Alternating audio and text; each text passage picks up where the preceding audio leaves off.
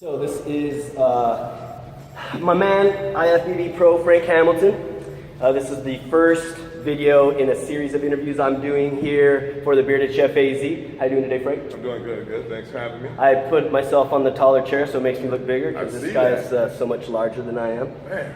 So really what I'm looking to do here is just kind of discuss, well first I want to tell him how we met, right? You remember how we met? In person? Yeah. At the show? At the show. At the show. So he reached out to me via Facebook a little bit ago before an NPC show, wanted to talk kind of about food and his upcoming career and regards to my services. And we decided to meet at an NPC show because it was the easiest place. So we met and rapped for an hour or so. Actually got some pictures on the red carpet. It was my first pictures on the red carpet. Shout out to Jeff Davenport. And we talked then, and then ever since then, you and I have just kind of kept in touch on Facebook. Similar personalities. Yeah, so we're always kind of busting chops. Yeah. In fact, the first thing that I remember us talking a lot about was holding the doors for people. I just had an issue with that again the other day. This lady was like, "Are you sure?" It's like, "Of course. I'm a man. Go through the door." He said, on his comment, he told me that he had told someone that his mom would be mad if she knew he let someone go through. So that was something we were both raised on. We both always knew to respect women, and we were told you treat every woman like you would want your mother to be treated. Exactly. So it was funny because we had both recently experienced a situation where some people were surprised and so thankful for us holding the doors, but it's just kind of what we were raised to do. Supposed to.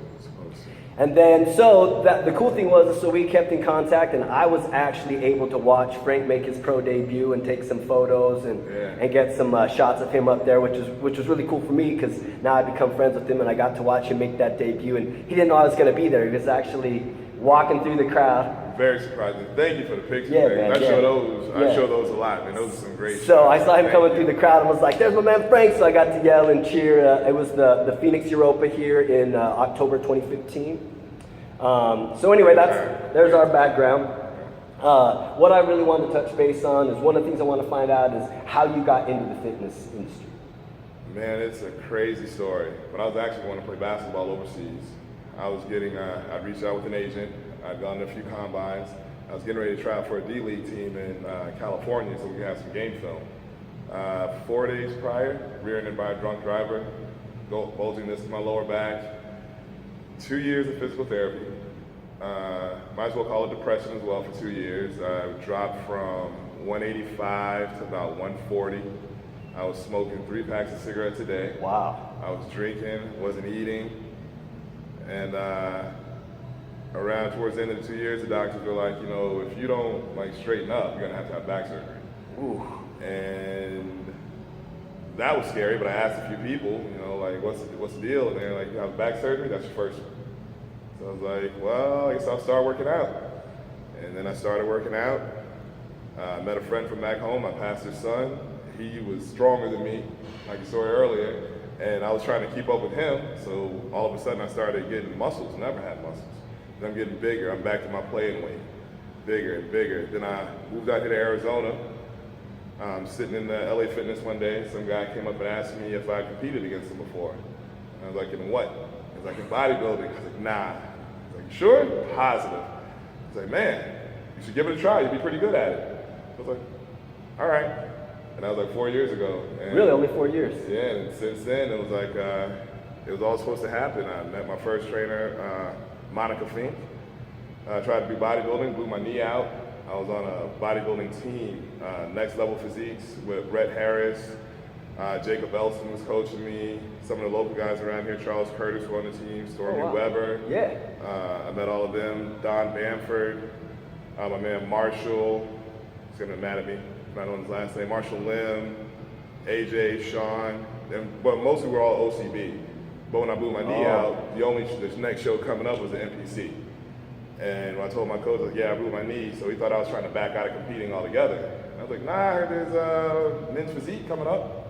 12 weeks, got 4th at the Open, went to the USA's next week, got 12th out of a class of 43. Nice. And I tasted that national stage, and It's like, all right, I can do this. Then really what happened was 2013, I went to Pittsburgh Masters and lost horribly. And I said never again. And from there, it was like a 2-year mindset. I'm from Florida, never went home again. I've been to Pittsburgh more times than I've been home, and it was pro or nothing. Nice. And so how would you describe your approach to weight training, to your fitness side of it? With me, and it's always every rep is it making your body better. I mean, I realize I'm not a weightlifter. I'm not one of the biggest guys in the gym, definitely not one of the strongest guys in the gym. But if I can keep my time under tension as constant as I can, through full range of motion, I control the pace, control my breathing, then that's all I'm trying to do, because no one knows how much I lift when I'm not in the gym. Right. But, if I can go in and I can exhaust those muscles, given the proper nutrition, then that's all I'm trying to do. I'm trying to, I ain't gonna lie, I'm from Florida. We got a bunch of beaches down there. I'm trying to look good. Right. But you moved to another state where that's kind of year round. You got to kind of be able to throw them shorts and a tight shirt on. Exactly. I wore my tightest one today just to make sure, because I'm dieting a little, so I wanted to make sure I look big. So what are your 2016, what shows, what events you got going this year? I got the Phil Heath Classic coming up March 12th. I'm trying to be ready March 1st. So for that, for me, it's like 43 days out, because I'd rather coast it to the last 12 days. Definitely. It'll be my first time ever doing a full season of competing. Uh-huh. So March 12th, Phil Heath Classic. April 2nd, Miami Muscle. I have those already. Then April 30th is the Orlando Europa. Mid-May, thinking about a California show or Atlanta. Can't beat Atlanta. And then known for certain, Toronto in June 5th. But my whole thing is, especially when I started competing, you hear people, I want to compete, see what happens. From day one, I said I want to be pro. And then when I said that, I want to beat pros also. Right. So I mean, I'm pro, did that. I want the Olympia. I want to qualify for the Olympia, Right. I mean. Do you know how many points? I don't know how that works. I've actually never. They actually changed it up this year. Normally it would be the top five from last year, but that's still staying the same. And then it'd be if you win in first place in an automatic. But now, because some guys were, I guess, show shopping, and they weren't really competing against the top level competition, this year it's invite only. So you can win, a show, but say there's a guy who gets top 5, and he's only going up against Olympians. That guy's going to get invited. Got you. So kind of like the Arnold, actually. Like exactly. You just got to wait to get that invitation to know if you're going to go. And you got to grind. And it was a benefit. My first show I had 2 Olympians. My second one I had 5 or 6 actually. And so it's like, now I've seen what the best is. Right. So in my head, it's like, I can't train to be like, oh, let's go have a good time. And well, I knew I want to beat each and every one of those guys that beat me. I know every one of their names. I know where they place, and I want to beat each and every one of those guys. Right. And I'm a competitor, Right. And you're not in this just for the fun. Yeah, I mean, it's cool, but come on, man. Come on. I want to be the best. And then, nice. How would you? What's your approach to food? Like, how do you do a high-low, or do you change it up, or what's your approach? Well, we got a rule change that everybody had to come down on size. Right. So I actually, it's crazy. I'd gotten up to 250 after the Fort Lauderdale show. I'm down to 225 now. And it's more of a, how are we doing it this time around? We're going higher carbs, but I'm doing 500 rep routines. Right. So I'm burning. And I'm up like your hours. 19 hours a day. So I'm always burning. And the protein's actually higher than from 225. I think my protein's at around 260 right now. Okay. But it's all seems to be working. Do you keep the carbs in the entire day, or is there a time of day where you stop introducing them to your body, or how do you? Yeah, we'll go for like the lower GI towards the end of the day. Like I've already worked out today, especially with the time. So the rest of the day it'll be green veggies will be my carb sources, or I might sneak and eat a rice cake. Right. It feels bad, but other than that, it's more morning breakfast, pre-workout, Lunch and post-workout. post-workout. Yeah. Yeah. And then, so I just was kind of wanting to also have you, what do you find is the biggest challenge for you as far as to keep going to the gym, to keep eating the food? What's your like one struggle, the one thing that you find like maybe on a daily basis, it's that thing that kind of creeps up? When you look around and you see the rest of the world happening, the thing for me is, like I said, I hadn't gotten home for 2 years. Within that time, my little brother had his daughter, my first niece. Oh, really? And she'll be 4 in March, and I've seen her twice. Yeah. So it's like when you look at, the regular life that's happening, but then you get thrown back into this because this life is so all-inclusive. It's hard, to... And it's a small world kind of, right? You know what I mean? Like, you know. if there's one thing I've learned, I got my into the fitness world through food, but I find that I'm not in the restaurant or the food industry anymore. I'm a fitness guy just because of all the people that I'm working with. And I know that, like we've talked, how you're always training, eating, training, eating, and that's pretty much it. Like and so for me, I'm always cooking, training, cooking, training, to do the same thing. And my goal is that I want to kind of practice what I preach or what I see my clients do. And I'm like, hey man, if you guys are going to grind and work your butts off in the gym and go in every day and do the cardio and stuff, then I should probably do the same if I'm going to understand what you're going through. Right. And if I'm going to understand the processes that and the roles that food play in these dynamics that you're doing. Exactly. You know what I mean? Like, because obviously I know scientifically and I've watched and I've done meal plans enough times that I know how it should work, but it's a whole different thing when I had someone do a meal plan for me and then do a whole workout plan for me. It changed my body. It really, really did. Yeah. And so now I can speak from like firsthand experience. This is not just it's not lip service. Like if you eat this way, you train this way, man, it changes everything. But you can't take a day off. Like you really can't take a day off. You really can't. So you don't have time, to think about how the world is going on. You try to fit it in. You have an off season, I guess they call. It's really not. It's just not quite as strict as far as the diet goes. But I mean, you're still training every day, working every day. My last show was October.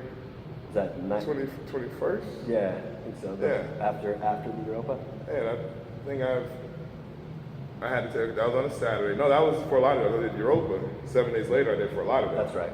So I worked out until that Thursday. Then work out Friday or Saturday, the day of the show, or that Sunday. Monday following, the back in the gym since. Yeah. And so I guess my off season was, I don't know, not. I guess eating more calories, I guess. Yeah, right. But other than that, there's no time to even. Well, and so the other thing that I've noticed, the difference between maybe your clients and an NPC person is a little bit more focus and dedication. They have a fitness-related goal. Right. The average Joe or your client is looking to get better. They're looking to feel better, but once they start to eat food and follow, a workout regimen, they may feel good enough, especially working with you, to then become that NPC. Right? It happens. It definitely happens, But I always thought about from the first, because people are sometimes intimidated, especially when they hear bodybuilder. Right. They expect me to be. And I'm like, no, I'm not that big. I explain to them the levels, and I respect everybody in their division, but this is how I represent the sport. And I tell them, they'll say, I'm clearing out my refrigerator, I'm only eating this, this, and this. I was like, oh, you got a show coming up? He's like, no. I was like, then don't live this way if that's not how you want to eat. You can eat healthy and live your life. Definitely. I'm kind of like you, I'm kind of no nonsense. So I'll tell my clients that are just looking to change their lifestyle, your competition truly is who you were yesterday. Right. That's your competition. People in bodybuilding, we have actual people other than us that we're competing against. That's real competition because that's why we have placings. So it's cool to say, I want to be better than I was, but I want to be better than that guy I got first, second. Right. I want to be better than them. So when I always put it in their mindset, just have fun. And one thing I always tell them is, you got one spin on this marble, enjoy it. Right. That's it, you know. Yeah, I think I look at the same thing. When I have clients come to me asking about food, they're often like, you know, I'm going to quit smoking. I'm going to go to the gym 5 days a week. I'm going to change my whole food. And I'm like, put your brakes on. Let's just start real slow. Right. So go ahead and have your cigarette. Go ahead and eat your, you know, sloppy Joe and start with the gym. Or don't start the gym, you know, like just take one thing at a time. Form a good habit because you've got numerous bad habits that you've done for a very long time. Exactly. And then after you eat food good for 2-3 weeks, maybe you feel good and you're like, hey, now I'm ready for a little bit of the gym. Hey, maybe now I'm ready to get rid of the cigarette. You try to do it all at once. 7 days later, you're doing them all again. Every one of them. Yeah. Every one of them. So you have everything in moderation. I mean, again, like I said, you know, somebody that smoked 3 packs a day. Like I tried to just cut it out, but it was gradual. Yeah. And to the point now I can't stand the smell of one. Right. But you know, if I did everything at once, like you said, like, yeah, right, cold turkey for like 3 days, then I'm going in withdrawals and I'm sitting around eating honey buns and smoking cigarettes and taking shots. Like, nah. Right. Yeah, you have to think about it. Yeah. Well, I think that's great. I appreciate you sitting down and giving me a little taste of Frank Hamilton, what you got going down. I know we were friends, so I was like, when I started my channel, I figured I would ask you to be my first. So I'm really new to this and hoping that I can use this to kind of help promote you too. Like my goal is to also help get your name out there and get you some more followers and recognition. You know, when I first met you, we seemed to click pretty much right away. Like we talked for quite a while at that show. You know, a lot of times when I have a new potential client that wants to ask about food, it's pretty short conversation. We talk about food, I tell them what I can do, and I'm really pretty basic as far as what my food is. It's not complex or rocket science, so then they walk away. But we seem to have a dynamic, so I was like, man, I want to get this started and get my feet wet with this new channel, and I knew if I reached out that I could count on you. Man. Yeah. It's funny as hell. I got to get me a new dancing video though, because I think you got me up on videos right now. But I'm working on my moves. I got to get lose about 2 more pounds. I'm working on MC Hammer. You're going to do the typewriter. some side-to-side typewriter? I'm getting it. I just got to work on the knees, but I'm working on it. Well, you know, originally when I had you in mind, I was like, I might need to do some training with the big guy and show him what was done. And then I saw your post yesterday. I was like, cool, I'm going to work out first and have you meet me after so I don't have to look too sorry when I'm like, you did 500? I got like 125 to get my start going. It was Luke. Yeah, you know, when we last time I saw you here, when you came for the open house or what they had here, you were still up a ways. You had just kind of really started to focus on your cutting. Yeah. So you've come down quite a bit. I noticed I hadn't really necessarily seen any progress pics or whatever until that post yesterday. But I mean, you can see them abs are coming in nice and tight, and you got some good cuts in your chest. Yeah, 240. I think you were like, you said I'm 242 today. I think when I last saw you. So that's a big cut, man. I mean, that was only a couple months ago, right? About 2. About 2. Yeah. Yeah, I'm terrible at dates. You know what happened? I looked at the pictures of the guys that beat me, and it's like, all right, let me put that down. I'm so competitive. Yeah. I'm so competitive. Plus, you know, now I'm meeting you. I'm out here in this part of town a lot more, and it's like, and now I want to represent it. I don't want anyone walking up to me and like, you look like that guy that might compete. I want to be, you look just like Frank that competes. Right. Good. Yeah, and I kind of had that same thing, you know, when I started, I was around 240, you know, a lot of gut. My goal was I wanted to powerlift. I really wanted to compete, but I'd hurt my back closing my dishwasher. Oh. So anyway, that being said, you know, in the restaurant world, you never trust a skinny chef. You know, or a dishwasher.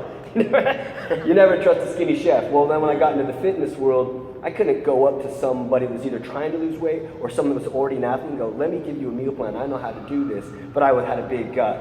So, you know, I knew originally, I was like, I'm going to trim down. But then I had some guys that were like, you know, you should look like you could, or if you wanted to start focusing that you had the potential to compete one day. And that's Laren and Chad. They were like, I'm going to give you a meal plan. Would you follow it? And, you know, and if I gave you some training, would you follow it? So I started that, I don't know, about 6 months ago. It's been real hard with the growth of the business, but it's done well. I've actually grown my athlete base, and I think it's now I'm more relatable. I understand them a little bit better, and I think they trust me more. They're like, oh, You that look guy. like us. What are you talking about? No. Of course we trust you. I'm on the higher chair, so I look a lot better up higher. If you saw the size of this guy next to me, I'm looking at the veins in the arms. which I never had Chest until I did the meal plan. I'd never been that vascular, even when even when I was 185. You know, I never. It's the food though. You know, it really is. Really good from the last. God, My way to go. my carb numbers are I take them out at the end of the day. So I kind of do it like you do, where I go to the veggies at the end, Right. And allow my body to start burning the fat until I wake up in the morning, and then I reintroduce. But man, you know, it's amazing when you start to do that to yourself, especially, you know, as someone who has a culinary background. And Right. I like to eat everything. I didn't start cooking because I hated food. So it was really hard in the beginning. That was my mental thing. Mentally getting into the gym, I don't care. I'll go at 3 in the morning. But waking up and knowing that I'm restricted on my carbs and have I've got 50 with breakfast, 50 before and 50 after my workout, and nothing besides that, except for the occasional veg, was really, really hard for me, man. Dinner time with it was tough. It was tough. And then I had never done cardio, and he told me I had to start cardio. And that's when I tried that old Jacob's ladder over there, and I don't know that I'll go back. Let me know how it goes. Yeah. You know, you can do Jacob's ladder. You can come with me and do 500 reps. I would like to come and work out with you. I've never worked out with the pro before. And I would really like, and I because of my weird hours, I'm always by myself. I never have a training Get one partner. in this weekend. Yeah, we should. Let's try and get one in next weekend. Let's do it. All right, man. Yeah. Thanks, Frank. Hey, thanks, See you Mike. soon. Yes, sir.